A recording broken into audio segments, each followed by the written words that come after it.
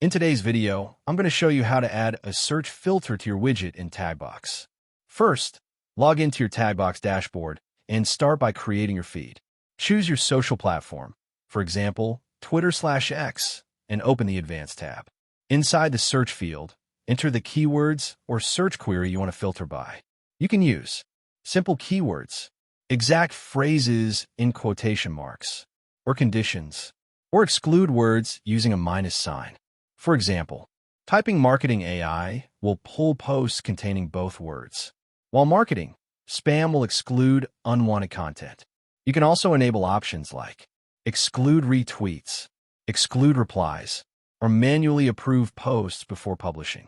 Once your filter is ready, click Publish to save the changes. And that's it. Your Taggbox widget will now display content based on your custom search filter.